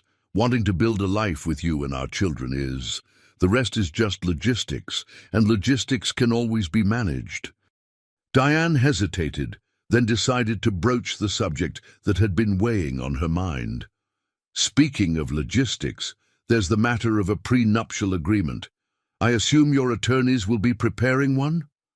Richard studied her carefully. Does that concern you? No, Diane said honestly. I understand the necessity given your wealth. I just want to ensure Lucy is protected if anything happens. I've already spoken with Harold this morning, Richard revealed. He's preparing documents that not only protect my existing assets, but also guarantee your and Lucy's future security regardless of what happens between us. Lucy will have a trust equal to Nathan's. Diane's eyes widened. Richard, that's fair, he interrupted firmly. They're siblings now in every way that matters. The simple declaration brought unexpected tears to Diane's eyes. Thank you for seeing her that way. How else would I see her? She's the little girl who gave my son back his smile and me back my hope. Richard squeezed her hand. Now, if you're free this afternoon, there's something I'd like us to do together. What's that? Visit Catherine's grave. I'd like to introduce you properly. The request might have seemed strange from anyone else, but Diane understood immediately. I'd be honored. That afternoon, they stood together at the simple yet elegant headstone in the private cemetery on the edge of the Turner estate. Richard placed fresh flowers beside the marble marker, then stood quietly for a moment before speaking. Catherine, this is Diane. She's brought life back into our home and helped Nathan thrive in ways I couldn't manage alone. I think you would have liked her very much. Diane knelt and added her own small bouquet beside Richard's larger arrangement. I'll take good care of them both, she promised softly, and I'll make sure Nathan always knows how much his mother loved him. As they walked hand in hand back toward the house, Diane felt a sense of completion, as if the final piece of a complex puzzle had fallen into place. Their journey from that first cafeteria encounter to this moment had been unexpected and challenging, but undeniably right. The weeks that followed passed in a whirlwind of preparations. Richard approached their wedding with the same focused efficiency he brought to business acquisitions, while Diane ensured the children remained centered in every decision. Lucy threw herself into flower girl preparations with characteristic enthusiasm, while Nathan took his ring-bearer responsibilities with solemn seriousness. Two notable events occurred during this period. First, Richard's parents sent a card congratulating them on their engagement after seeing the announcement in the business press. Richard read it once, then filed it away without response. The wound was too deep for easy healing, though Diane hoped time might eventually create an opportunity for reconciliation. Second, Diane received an unexpected email from her mother, containing just 5 words. We were wrong. Forgive us? After much reflection and a long conversation with Richard, Diane sent a carefully worded reply, opening the door to possible future contact while establishing clear boundaries about their relationship with Lucy. They'll need to earn their place in her life, Diane explained to Richard, just as your parents would with Nathan if you ever decided to reconnect. Richard nodded his understanding. Family is who shows up consistently. Blood is just biology. As their wedding day approached, Diane found herself reflecting on the extraordinary series of events that had brought them to this point, all beginning with a moment of kindness in an elementary school cafeteria. Lucy helping Nathan off the floor had set in motion changes none of them could have predicted, creating a family forged not by obligation or tradition, but by choice and love. The night before the wedding, after the children were asleep, Diane and Richard sat on the terrace overlooking the grounds where their ceremony would take place the following day. "Nervous?" Richard asked, noticing her quietness. "Not about marrying you," Diane assured him, "just thinking about how far we've come. 6 months ago, I was serving coffee at a diner and living in a shelter. Tomorrow, I'm marrying one of the wealthiest men in America." "That's not why you're marrying me, though, is it?" Richard asked, a rare note of vulnerability in his voice. Diane turned to him, surprised. "Of course not. I'm marrying you because somewhere between managing your household and advocating for your son, I fell in love with the man behind the billion-dollar empire, the man who checks Nathan's breathing every night before going to bed, the man who learned to braid Lucy's hair when I had the flu, the man who sees me, really sees me, not as an employee or a charity case, but as an equal partner." Richard's expression softened. "I never thought I'd find this again after Catherine died. I had resigned myself to being Nathan's father and Turner Industries CEO, nothing more. And now? Adilm, now I'm about to become a husband again, and a father to Lucy as well as Nathan. My world has expanded in ways I never anticipated." He took her hand, his thumb tracing patterns on her palm. "Thank you for that gift." "We gave it to each other," Diane corrected gently. "All 4 of us." From Nathan's bedroom window above, Lucy and Nathan watched their parents on the terrace below, their small faces illuminated by the soft garden lights. "Operation Family Forever is officially complete," Nathan whispered triumphantly. Lucy nodded solemnly. "Mission accomplished." Indeed, what neither child knew was that the greatest challenges and triumphs of their newly formed family still lay ahead. But that's a story for another day. Snow fell gently across the Turner estate on Christmas morning, 5 years after Lucy first helped Nathan in the school cafeteria. The once clear boundaries between the main house and guest house had long since disappeared, with the cottage now serving as Diane's home office and occasional retreat space for the entire family. In the great room, an enormous Christmas tree towered beside floor-to-ceiling windows, its lights twinkling against the early morning darkness.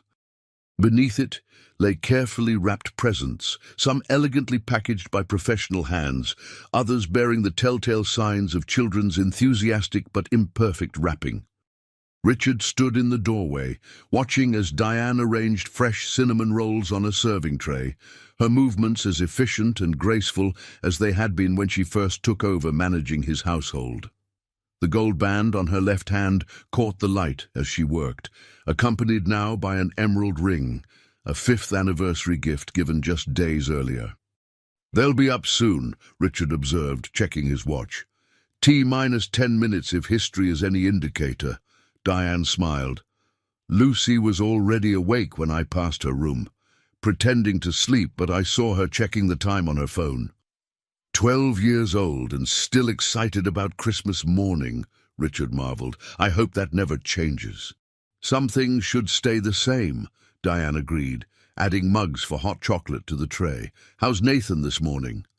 "The new medication seems to be helping. His breathing was steady all night, and he didn't need the supplemental oxygen." 5 years had brought significant changes to their family. Nathan, now 11, had progressed to a motorized wheelchair for most activities, though he still used specialized crutches for short distances during physical therapy. The Turner Foundation's Muscular Dystrophy Initiative had funded promising research, including the experimental treatment Nathan had started 3 months ago. Lucy had blossomed from a solemn, practical 7-year-old into a confident, compassionate 12-year-old with a passion for science and medicine. inspired, she often said, by watching Nathan's medical team work. Richard had legally adopted her 2 years after the wedding, though she maintained the Williams name alongside Turner as an honor to her biological father. Diane had completed her degree in healthcare administration while developing a foundation program that provided housing and employment for homeless families, turning her personal experience into systemic change. Richard had gradually delegated more of his day-to-day business responsibilities, focusing instead on family and philanthropy.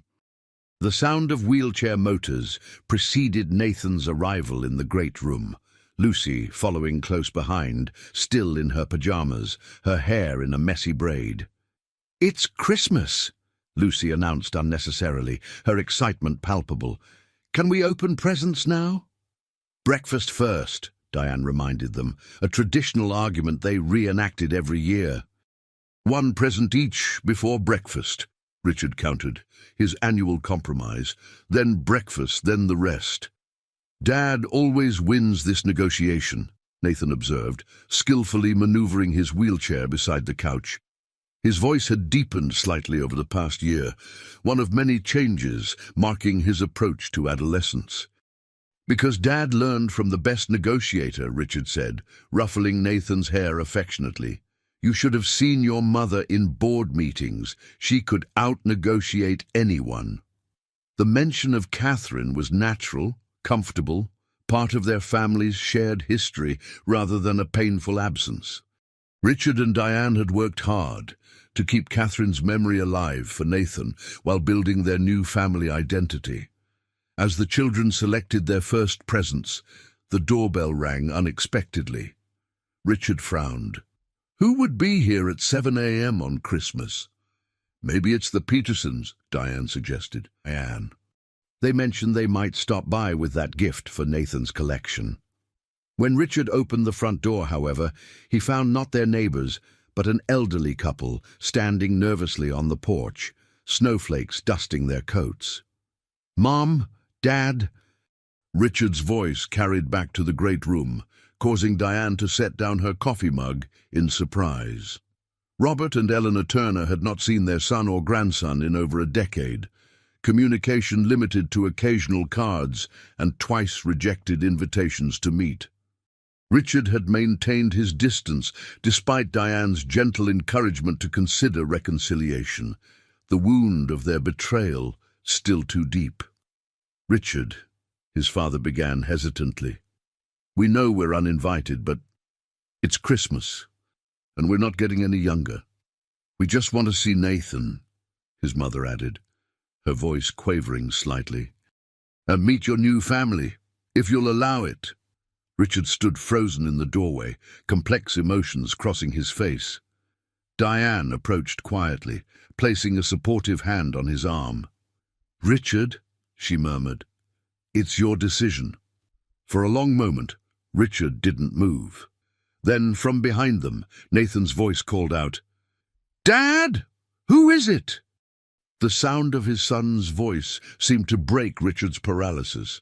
"It's your grandparents, Nathan. My parents." "The ones from Florida?" Nathan asked, wheeling closer. "The ones who sent me the model airplane kit last Christmas?" "Yes," Richard confirmed, his voice carefully neutral. Nathan considered this information thoughtfully, then addressed the elderly couple directly. "Would you like to come in? We have cinnamon rolls and hot chocolate. And it's cold outside." The simple hospitality, offered freely from a child who had never known these grandparents, finally broke the tension. Richard stepped aside, allowing his parents to enter. 20 minutes, he said quietly to Diane as the elder Turners moved hesitantly into the foyer. "That's all I can promise." "It's a start," Diane replied, squeezing his hand.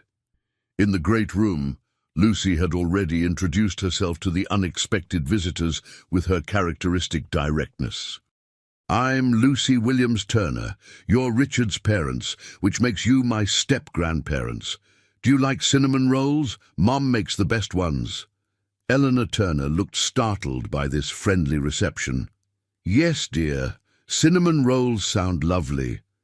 As the family settled awkwardly around the Christmas tree, Nathan studying his paternal grandparents with curious intensity, Diane observed the scene with a full heart. 5 years ago, she and Lucy had been alone in the world, struggling to survive. Richard and Nathan had been isolated in their grief, going through the motions of life without truly living it. Now they were here, a family created not by conventional paths, but by choice, circumstance, and courage. Their journey had been complicated, sometimes painful, but ultimately healing. The arrival of Richard's parents represented another potential chapter in their ongoing story, another chance for reconciliation and growth. Later that evening, after the elder Turners had departed with tentative plans to visit again for Nathan's birthday, the four of them sat together in the soft glow of the Christmas tree lights. Nathan and Lucy were engrossed in assembling a complex Lego set they had received, their heads bent together in concentration. "You were right," Richard said quietly to Diane, "about family being more than biology, about the possibility of forgiveness." Diane leaned against his shoulder. "They made the first move. That took courage." "Not as much courage as it took for you to accept my proposal 5 years ago," Richard countered with a small smile. "Marrying the difficult billionaire with a medically complex son. Marrying the man I loved, who happened to be a billionaire with an extraordinary son," Diane corrected. "Best decision I ever made." "Better than helping Nathan that day in the cafeteria?" Lucy asked, revealing she had been listening to their conversation despite appearing absorbed in the Lego construction. "That wasn't really a decision," Diane reflected. "It was just you being you, seeing someone who needed help and providing it without hesitation." "Sometimes the smallest actions have the biggest consequences," Richard observed. "One moment of kindness changed all our lives." Nathan looked up from the Lego project. "Lucy, remember when we made that family tree in first grade? The one where we put all 4 of us in the middle?" Lucy nodded. "It's still in my memory box." "We should update it," Nathan suggested. "Add the new cousins from Mom's side, maybe even Dad's parents now." "Family trees are always growing," Diane agreed. "That's what makes them beautiful." As the evening deepened into night, with Nathan eventually falling asleep on the couch and Lucy curled up reading her new book, Richard drew Diane outside onto the snow-covered terrace. The full moon illuminated the white landscape, creating a magical silver glow across the estate. "5 years ago tonight you agreed to marry me," Richard reminded her. "Best Christmas Eve of my life." "Mine too," Diane said softly, "though this one is a close second." Richard wrapped his arms around her, his breath visible in the cold air. "What do you think the next 5 years will bring us?" Diane considered the question seriously. "More challenges, certainly.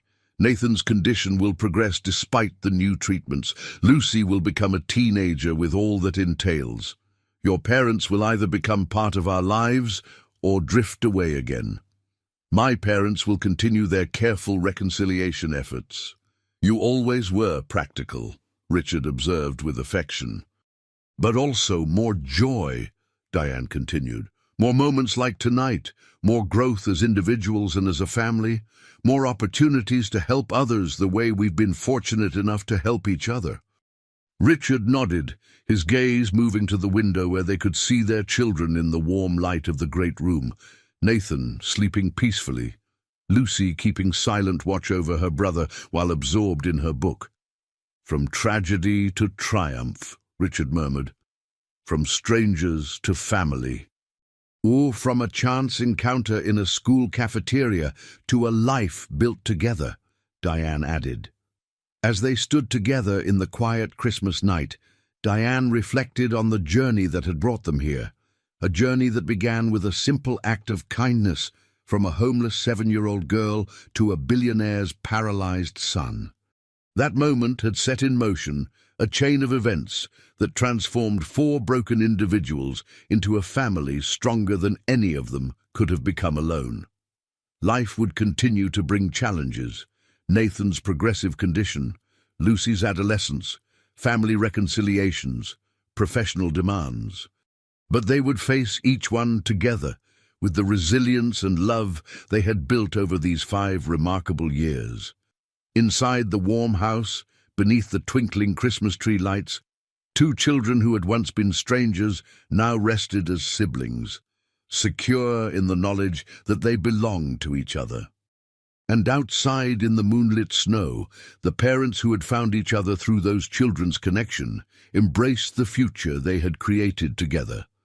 A future built on compassion, understanding, and the enduring power of one small act of kindness that had changed everything.